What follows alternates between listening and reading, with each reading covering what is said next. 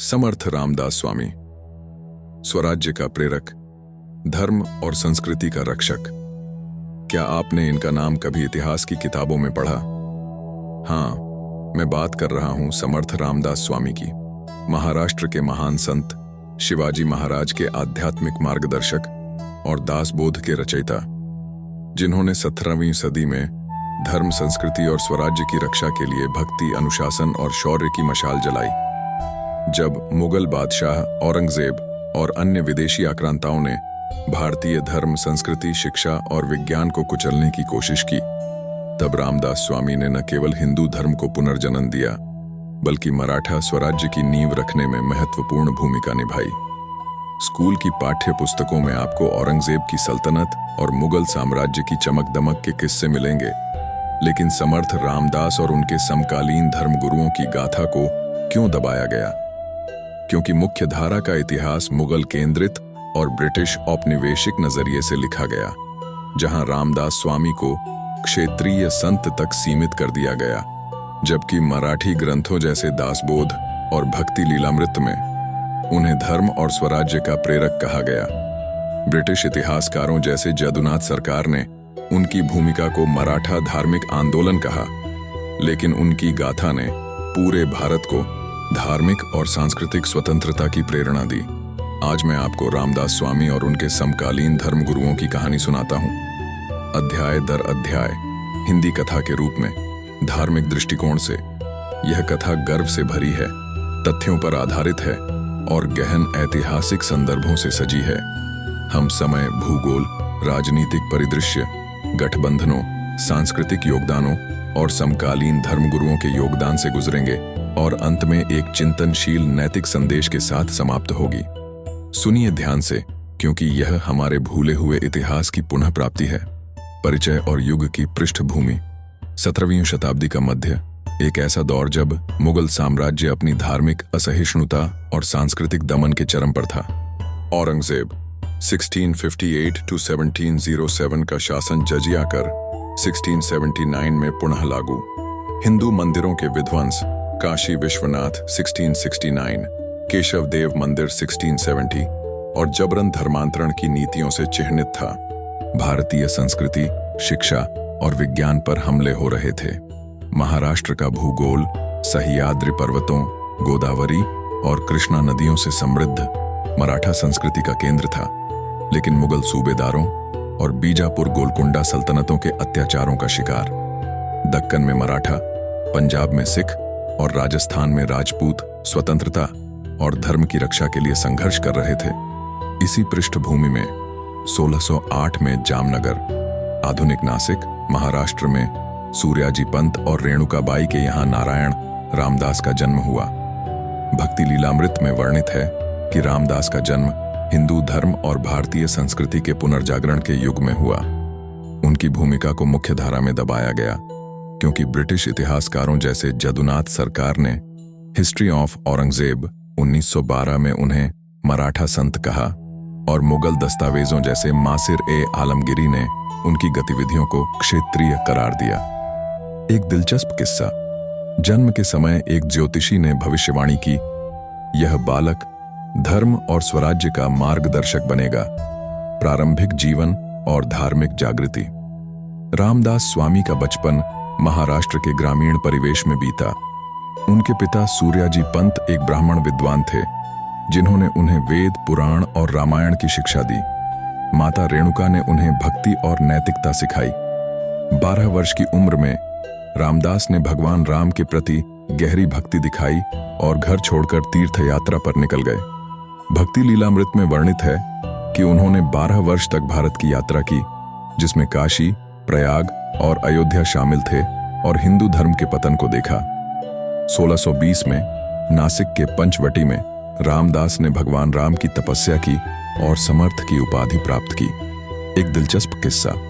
1625 में उन्होंने ताकली गांव में एक मुगल चौकी पर हमला करने वाले डाकुओं को धर्म का उपदेश दिया और वे उनके शिष्य बन गए। इतिहासकार जीबी मेहेंडेल की श्री समर्थ रामदास 1978 में लिखा है कि रामदास ने युवावस्था में हनुमान और राम भक्ति को मराठा समाज में पुनर्जन्म दिया। औरंगजेब और बीजापुर के आदिल शाहों के अत्याचारों ने मराठा समाज को अशांत किया था। रामदास ने इन अत्याचारों को देखा और धर्म, संस्कृति और स्वराज्य की रक्षा का संकल्प लिया। मुख्य धारा में उनके प्रारंभिक जीवन को आध्यात्मिक कहा गया, लेकिन यह हिंदू धर्म और मराठा स्वतंत्रता की नींव का युग था। शिवाजी महाराज के मार्गदर्शक और स्वराज्य की प्रेरणा। 1630 के दशक में रामदास स्वामी ने महाराष्ट्र में मठों और हनुमान मंदिरों की स्थापना शुरू की। 1640 में उनकी मुलाकात शिवाजी महाराज से हुई, जो मराठा स्वराज्य के संस्थापक थे। दासबोध में वर्णित है कि रामदास ने शिवाजी को धर्म और स्वराज्य की शिक्षा दी। उन्होंने शिवाजी को हिंदवी स्वराज्य का सिद्धांत दिया, एक ऐसा राज्य जो धर्म, संस्कृति और समानता पर आधारित हो। 1674 में शिवाजी के राज्याभिषेक के समय रामदास ने उन्हें आशीर्वाद दिया और कहा, धर्म की रक्षा ही स्वराज्य है। रोचक किस्सा, शिवाजी ने रामदास को अपनी तलवार भेंट की और रामदास ने कहा, इसे धर्म के लिए उठाओ।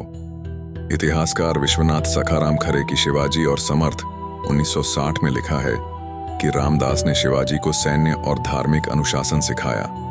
मुख्य धारा में उनकी भूमिका को शिवाजी का गुरु तक सीमित किया गया, लेकिन यह हिंदू धर्म और स्वराज्य का पुनर्जागरण था।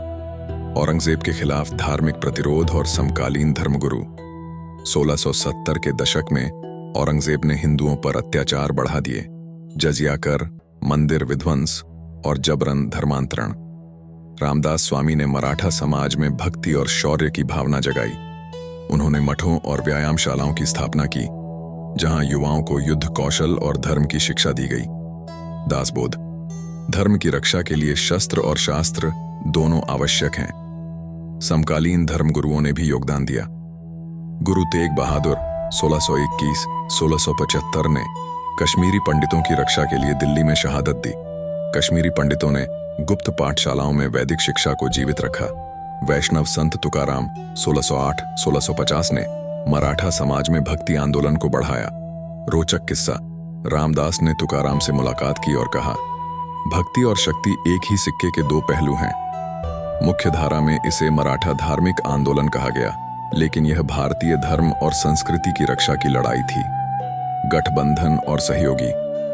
रामदास स्वामी के गठबंधन उनकी समावेशी और धार्मिक एकता की सोच को दर्शाते हैं।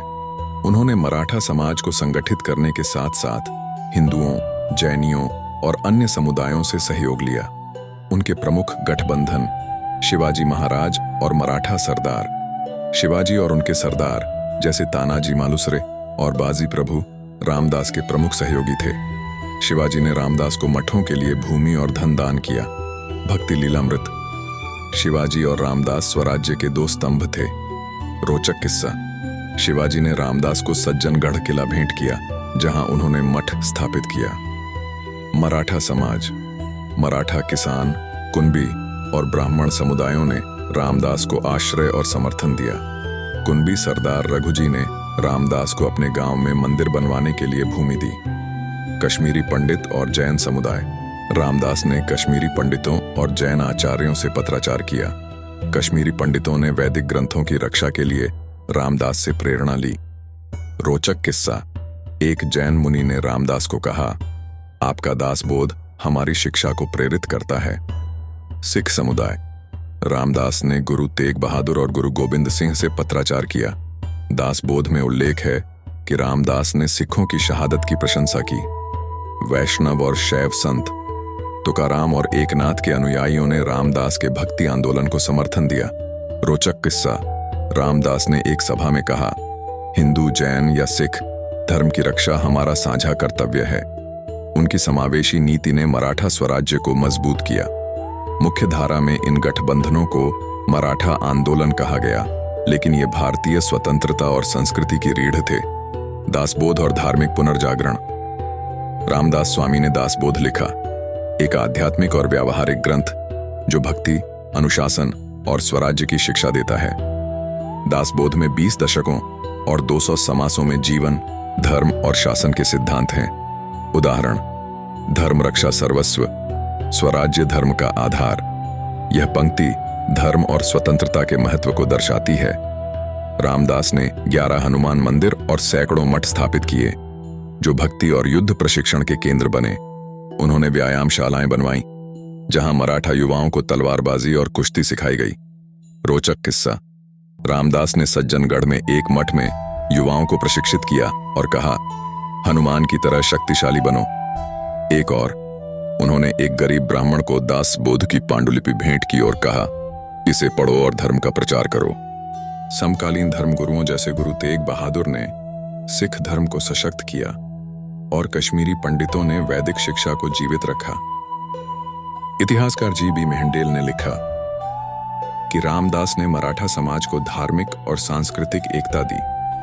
मुख्य धारा में उनके योगदानों को मराठा धार्मिक कहा गया, लेकिन ये भारतीय संस्कृति, शिक्षा और विज्ञान की नींव थे।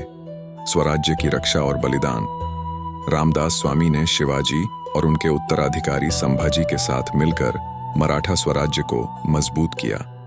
1670-1680 तक उन्होंने औरंगजेब की सेना के खिलाफ गुरिल्ला युद्ध का समर्थन किया। भक्ति लीलामृत, रामदास ने मराठा योद्धाओं को धर्म का शेर बनाया।